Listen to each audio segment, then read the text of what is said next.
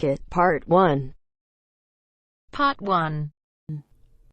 You will hear a conversation between a customer service representative and a customer who demands a full refund. First, you have some time to look at questions 1 to 4.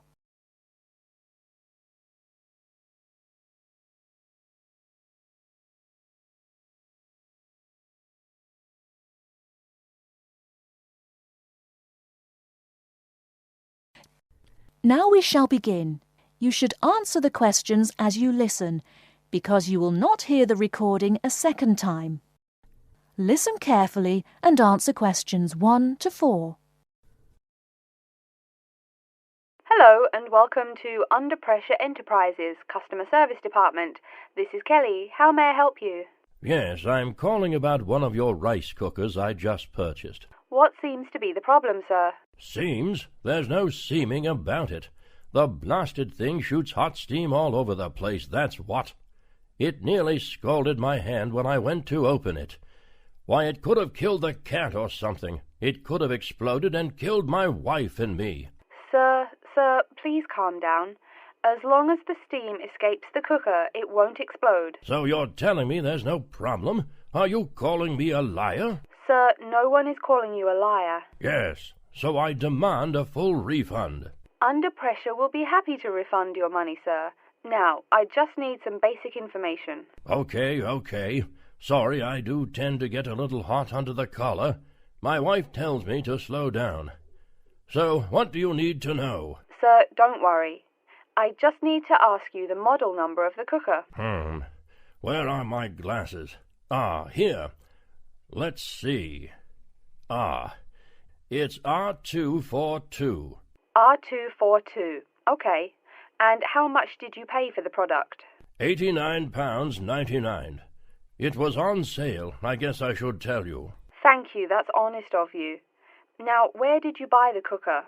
Which store and which branch? At that big Electric Life appliance store downtown. The city centre branch? That's the one. And you say the problem is that the steam escapes? Yes, it does. No problem, sir. If there's steam escaping, clearly the cooker is broken or defective. So we have an R242 cooker with an escaping steam problem. It was bought from Electric Life City Centre branch for $89.99. Is that correct?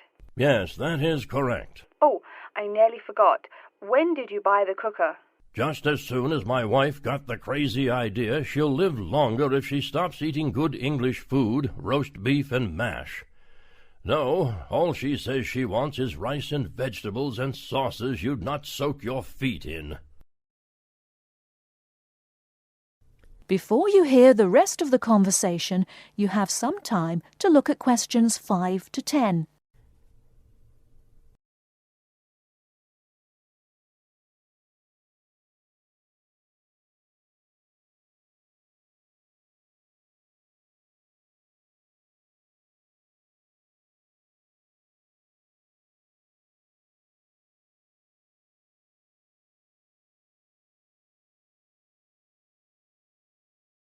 Now listen and answer questions 5 to 10. Sir, when did you buy it? Oh, there I go again. Let's see. We bought it just 6 months ago. We hardly use it either. But 6 months? Is that too long? I mean, for the warranty? Very well. That's well within the warranty period. Now, what's your name and address? Name and address? What for? Sir, it is company policy. If you want your money, you must inform me. Money, you say? Oh, my name is Herbert Hewitt, and my address is 84 Park Road. Is that here in Coventry? Yes, the postal code is B0241DJ. But I don't think sending things in the mail is very secure or very efficient. I mean... Don't worry, Mr. Hewitt, don't worry. We can credit the money to your credit card. You do have one, don't you? Yes, that's how we paid for the cooker. Oh, yes. We still have the number on the computer. I only need to ask your card's expiry date. I'm afraid I never give that sort of information out. I mean, once you have that, anyone could go charging things and... Sir, I said your expiry date, not your card's password. Oh, yes. Foolish me. Of course, you didn't say password. Let's see. That will be April 2008. April 2008. Very well. Your card still has nearly 2 months left to go. We'll get that refund right to you, probably by 5 o'clock this evening. You had better. If I don't get my money... Wait. Yes, I know I'm losing my temper again. I really am sorry. I haven't had my medicine today. And, sir, just one more question for our records. How often do you go shopping at the city centre branch? Oh, well, it's hard to say. I suppose maybe once a month. But I can tell you this. If I don't get my refund, I'll never shop there again. Oh, I think it's time to start looking for another job. That is the end of part 1. You now have half a minute to check your answers.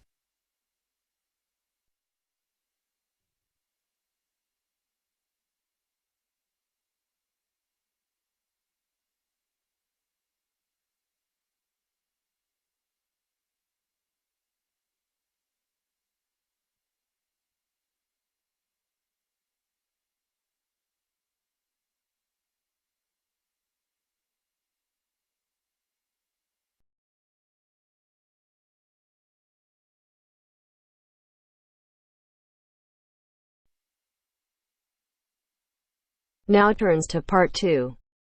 Part 2. You will hear a man talking about areas for growing vegetables in towns called allotments. First, you have some time to look at questions 11 to 17.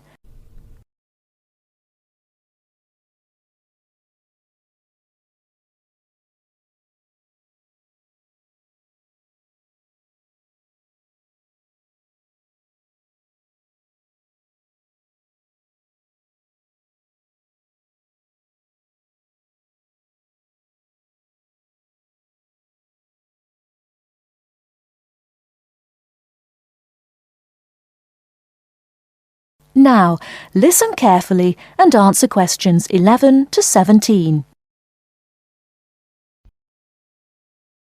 Good evening, everyone. I'm delighted to see so many of you. I was going to start by saying that more and more people are seeing the value of growing their own fruit and vegetables, but now I don't need to. First of all, let me say that whether you have a garden or not, there are all sorts of benefits to having a plot of land you can call your own, and it will give you a great sense of satisfaction. OK, let's assume you have a garden. Chances are it's small. Most gardens in cities are hardly big enough for a few pots of herbs and a couple of rows of beans. Now that's where allotments come in. A typical plot is around 250 square meters, big enough to feed the family for a year. Big enough, too, to grow a whole range of vegetables, fruit as well, perhaps, not just cabbages and potatoes. Moving on to the social aspects of an allotment. How many people can say their garden is a meeting place? You might chat with your next-door neighbour every now and again, but allotments are notorious communal hives. There are usually between 10 and 30 plots on any allotment site, and they bring together people from all sorts of social backgrounds. Where else do you find a lawyer deep in conversation with a lorry driver?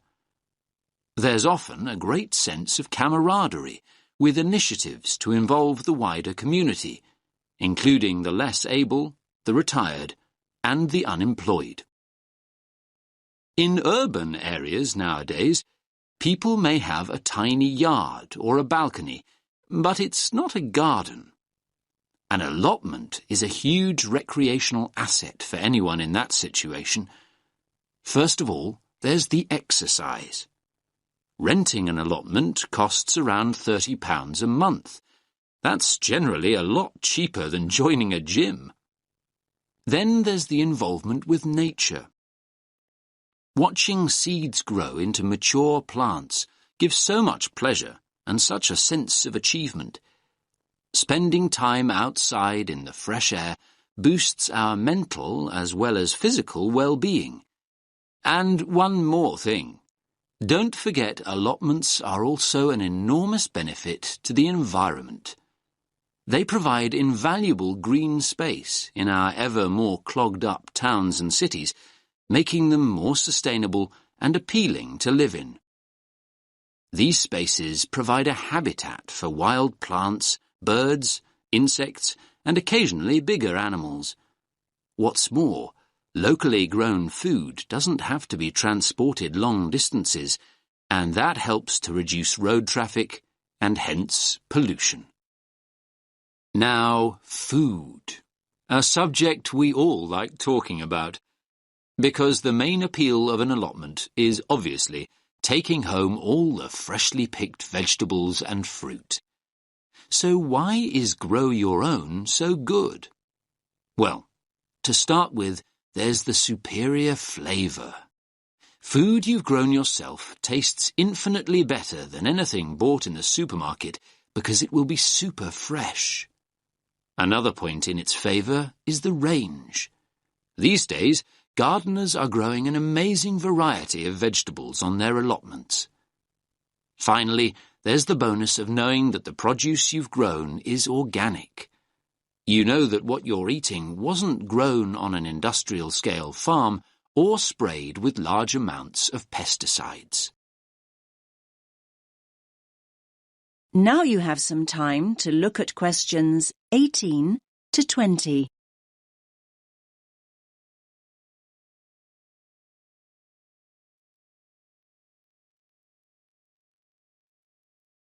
Now listen to the next part of the talk and answer questions 18 to 20. Now I'm going to show you a typical allotment from the site closest to here on Finley Road. Let me just get this image up. That's it. Can everyone see? So, as you can see here, each plot has a fence around it and its own gate. Between the beds are grass walkways. That means you can walk in and around comfortably and not get your boots too muddy. There are soil beds on either side. This plot, in fact, has two smaller flower beds opposite a much larger area for vegetables. And there's also a glass house for growing tomatoes or anything that needs more warmth and protection. Here you can see one of those at the front near the gate. Most allotments have their own shed at the far end, as you can see. Allotments do need a water source, though, and there are stone sinks outside the sheds. A hose pipe can be attached to the tap for easy watering. Some of the plots have a pond, though they're not always popular as they tend to attract insects. And this plot has a compost bin at the end opposite the shed for recycling organic waste. Right. So, how to go about getting an allotment? That is the end of part 2. You now have half a minute to check your answers.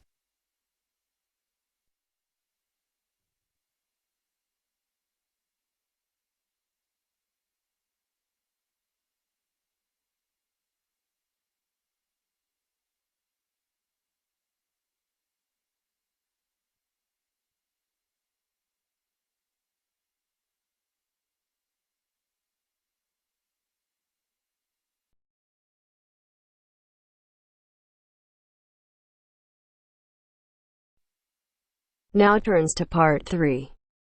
Part 3. You'll hear a talk between an interviewer and an interviewee called Chris Evans from the Royal Caledonian Curling Club about ice curling. First, you have some time to look at questions 21 to 26.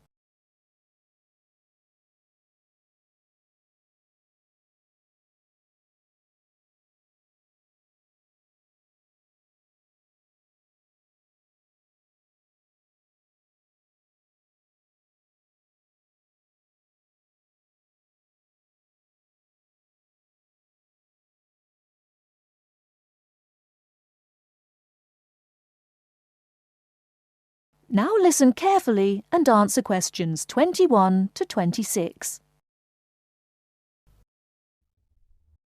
Today, we're pleased to have on the show Chris Evans from the Royal Caledonian Curling Club. Now, let's welcome Chris to tell us something about ice curling. Chris, please. Thank you.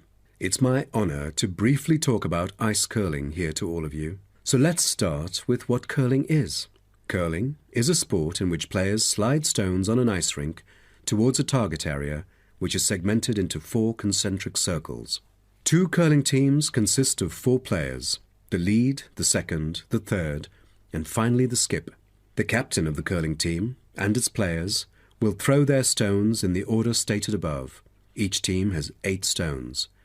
The purpose is to accumulate the highest score in the game. Points are scored depending on which stone is resting closest to the centre of the target area at the end of the game. The ice surface on which the game is played, or the rink in curling, is called the sheet. It is covered with tiny droplets of water that become ice and cause the stones to curl or deviate from a straight path. The curling players should slide the heavy polished stones or rocks across the ice curling sheets towards the house, a circular target marked on the ice, as I mentioned before. There are several pieces of equipment essential for a curling game, so a concise instruction will be given to you. The most important things are the curling brush, which is used to sweep the ice surface in the path of the stone, as well as the curling stone, which is sometimes called rock. The former is usually made of horsehair, and the latter is made of granite, mainly coming from Scotland. Curling shoes are similar to ordinary athletic shoes, except that the 2 shoes in a pair have dissimilar soles. The sole of the slider shoe, which is designed for the sliding foot, is typically made of Teflon, while the gripper shoe for the hack foot has a special layer of rubber applied to the sole. During the curling game, you may also find a stopwatch attached either to the player's clothing or the broom, which is used to time the stones over a fixed distance to calculate their speed. Before you hear the rest of the talk, you have some time to look at questions 27 to 30.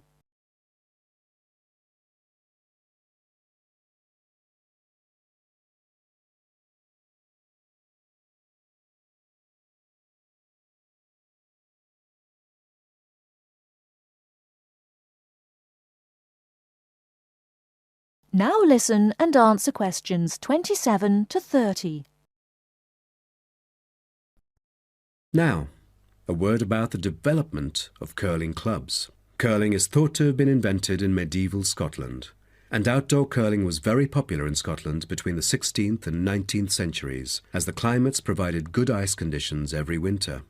Kilsyth Curling Club is renowned as the first club in the world, having been formally constituted in 1716, and widely influencing ice curling development. In Kilsyth today, both men's and ladies' sections are thriving, participating in all major competitions and having won championships in the British Open in the past. The mother club of curling, Grand Caledonian Curling Club, was instituted in 1838 for the purpose, not as such to attract people's interest, but to regulate the ancient Scottish game of curling by general laws. With these official rules, the young curlers could be trained in a more professional way. By 1842, the new national club had sought to obtain royal patronage, and it has ever since been known as the Royal Caledonian Curling Club.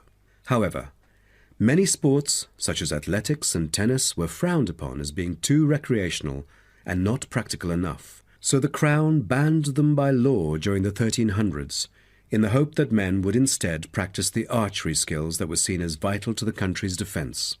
And the ban was lifted in the 17th century. So, do you know the reason for curling being kept during the 16th century? Is it because it was so popular, or because people from all ages like children could play it? The spirit of curling dictates that one never cheers mistakes, misses, or gaffes by one's opponent. And most importantly, all the team members should strictly follow the instructions of their captain, which is essential for men in battle. Curling was brought to Canada from Scotland, and some curling was played informally before 1800. Curlers often used iron curling stones made from melted materials such as cannonballs rather than granite until the early 1900s, because there were transport problems importing granite stones from Scotland. That is the end of part 3. You now have half a minute to check your answers.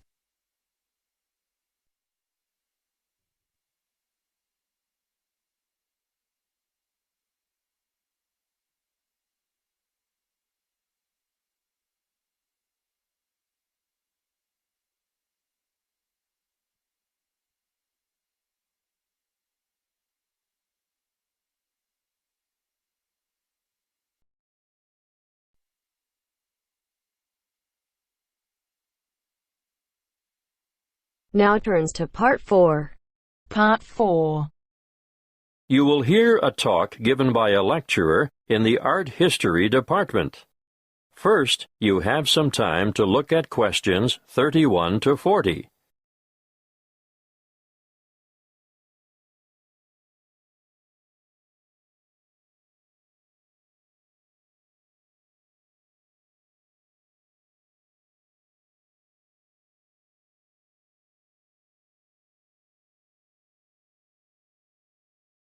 Listen carefully and answer questions 31 to 40. In this lecture today, I'm going to introduce you to an American painter, Charles Willson Peale. You may be familiar with his portraits, but did you know that he never even saw a painting till he was a grown man? He was born in Maryland in 1741.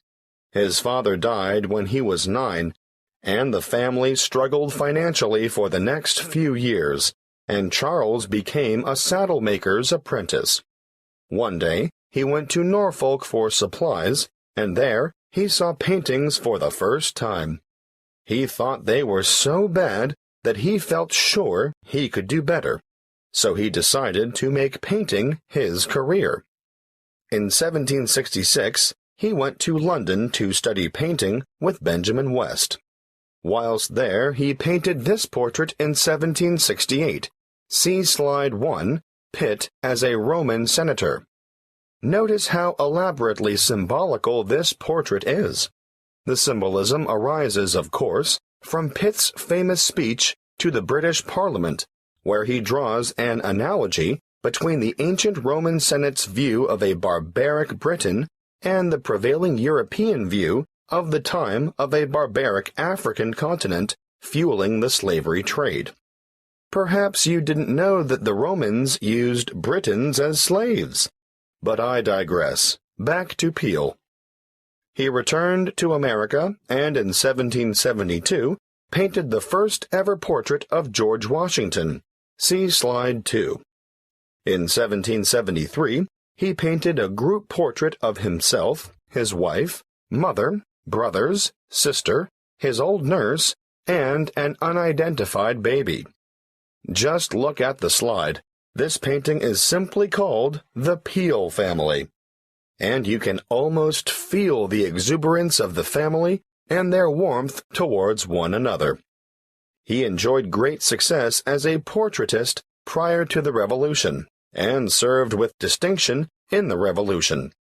During this time, he became friends with George Washington, Benjamin Franklin, and Thomas Jefferson. After the war, he continued to paint, and, when his wife died in the 1790s, as a result of her 11th pregnancy, he remarried. He had 17 children in all, naming the sons after famous painters or scientists. Although perhaps best known for his portraits of famous people, Peale liked novelty. Look at this slide of his 2 sons, Raphael and Titian, life-size, climbing a narrow stairway. This painting, The Staircase Group, 1795, was exhibited in a doorway as a trompe-l'oeil. And it is said that it did, in fact, fool the eye of George Washington. Even as far back as 1772, we can see his desire for difference in Rachel weeping. It's a rather macabre portrait of his first wife crying over the death of one of their children, their daughter Margaret. I'd like to show you one more slide to demonstrate his innovative approach. This is a portrait of his brother, James, sitting at his desk at night, with only his face illuminated by a lamp. This was painted much later than the others, in 1822. You know, Peale believed anyone could learn to paint, and he taught painting to his brothers, sisters, sons, daughters, nephews, nieces, and other relatives. 4 of his sons, Titian, Rubens, Rembrandt, and Raphael, became painters, as did his brother James. Before I finish, I'd like to tell you a bit more about Peale. He was active in politics for several years, and throughout his life he maintained a lively interest in many branches of science. He was also an inventor who gained patents for a fireplace, porcelain false teeth, and a new kind of wooden bridge. He collaborated with Thomas Jefferson on what was known as the polygraph, a kind of portable writing desk. But it wasn't any ordinary desk. This one could make several copies of a manuscript at once. He also wrote papers on a wide variety of subjects, from hygiene to engineering.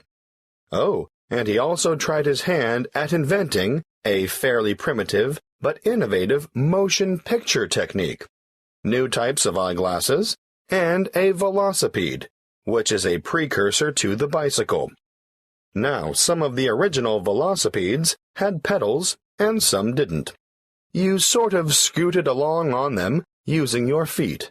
Unfortunately, I can't remember which type it was that Peale worked on. He's also remembered for his work as a naturalist. He established the first scientific museum in America, and he even invented his own system of taxidermy. For those of you who aren't sure what taxidermy is, it's the art of preparing, stuffing, and presenting dead animals so that they appear lifelike. He was also well ahead of his time in that he placed his animals in a simulated natural environment. His most magnificent exhibit, however, was the complete skeleton of an extinct mammal known as a mastodon, which he helped excavate.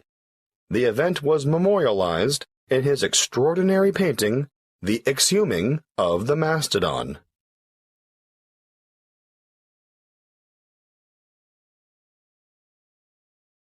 That is the end of part 4. You now have half a minute to check your answers.